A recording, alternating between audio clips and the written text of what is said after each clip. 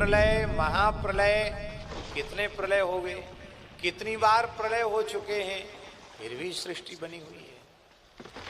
अभी सुनते हैं कि फिर निकट भविष्य में बड़ा भारी प्रलय आने वाला है।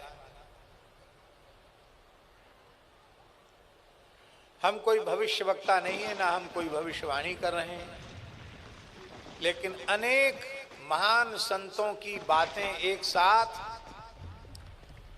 उनका योग ऐसा बन रहा है कि एक साथ वो सब सामने आ रही है कि अभी 2025 से लेकर 2032 तक का समय बहुत खराब है। पता नहीं कौन जिएगा कौन मरेगा, क्योंकि देश पर संकट है तो देश से बड़ा कुछ थोड़ा ही है। बैंक के सारे खातों का लेन देन बंद हो जाएगा, सारा पैसा गवर्नमेंट का हो जाएगा, देश की सुरक्षा में, देश की सेवा में धन लगेगा। आप चाहे भूखे मरो चाहे प्यासे मरो, तो बैंक में रखा हुआ भी काम नहीं आएगा।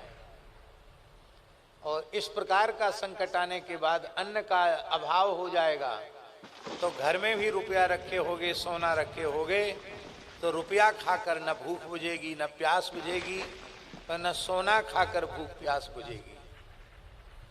आपको डराने के लिए नहीं कह रहे हैं, हम इसलिए कह रहे हैं मान लो आए समय या ना आवे, लेकिन ऐसी परिस्थितियां बन रही हैं। भगवान जगन्नाथपुरी छोड़ करके कुछ समय के लिए छतिया नामक स्थान पर, जो जाजपुर में स्थित है, वहां चले जाएंगे, है ना? हैं? छतिया में जगन्नाथ मठ है और 500 साल से वहां प्रतीक्षा हो रही है, क्योंकि अच्युतानंद दास बाबा ने भविष्यमालिका में लिख दिया कि ऐसे ऐसे संकट आने पर इतने वर्ष के लिए जगन्नाथ जी वहां चले जाएंगे। तो ये कोई आज की बात नहीं कि 4-6 महीने में ये बात चल रही हो। छतिया में जगन्नाथ जी आएंगे तो सैकड़ों वर्षों से लोग कह रहे हैं। आने वाला समय तृतीय विश्व युद्ध के बाद सनातन धर्म के हित में होगा, पूरे विश्व में सनातन धर्म का ही साम्राज्य होगा।